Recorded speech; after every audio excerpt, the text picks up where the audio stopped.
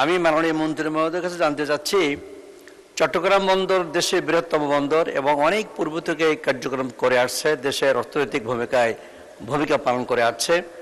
যখন যে গভর্নমেন্ট আসে ওই বন্দরের দিকে নজর দেওয়া হয়, উন্নয়নের কাজ করা হয়। আজকেও আমরা শুনলাম অনেক উন্নয়নের কথা, আলহামদুলিল্লাহ।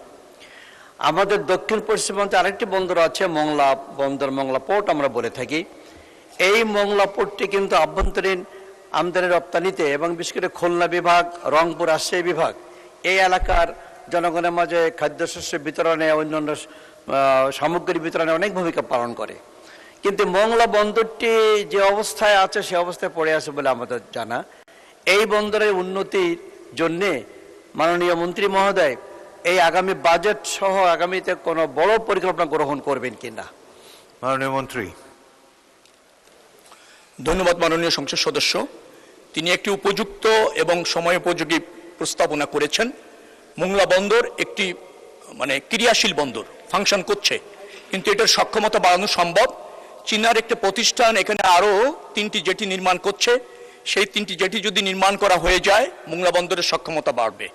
মোংলা বন্দরের দক্ষিণ অঞ্চলে বিশেষ করে ওই নোয়াপাড়া পোর্ট যেটা আমাদের আছে, নৌপোর্ট, এবং ওই খুলনা বিভাগ, ফরিদপুর বিভাগ, এই অঞ্চলের মালামাল অথবা আমদানিকারকরা অত্যন্ত স্বাচ্ছন্দ্যে অল্প দূরত্বে মোংলা পোর্টে মাল খালাস করে অথবা রপ্তানি করার জন্য ব্যবহার করতে পারেন। সে ব্যাপারে ওই অঞ্চলের উদ্যোক্তা বা ব্যবসায়ী সম্প্রদায় যারা আছেন তাদেরকে উৎসাহিত করা হচ্ছে।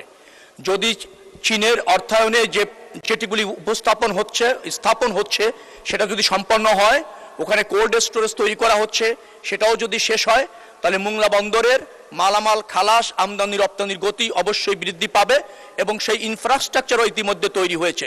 বিশেষ করে রেল লাইনটাও যুক্ত করা হয়েছে আপনার খুলনা থেকে মোংলা হয়ে, যশোর হয়ে ঢাকায় আসার ক্ষেত্রে। আমরা মনে করছি যে মোংলা বন্দরে এবছর এই পর্যন্ত 110 কোটি টাকার রাজস্ব ইতিমধ্যে সরকার কিন্তু আপনার পেয়েছে এবং মোংলা বন্দরের সক্ষমতা বৃদ্ধি করার জন্য যে পদক্ষেপ নেওয়া হয়েছে, অনতিবিলম্বে সেটা বাস্তবায়ন হলে এই বন্দর আমদানি রপ্তানির ক্ষেত্রে আরো গুরুত্বপূর্ণ ভূমিকা পালন করবে। ধন্যবাদ মাননীয় স্পিকার।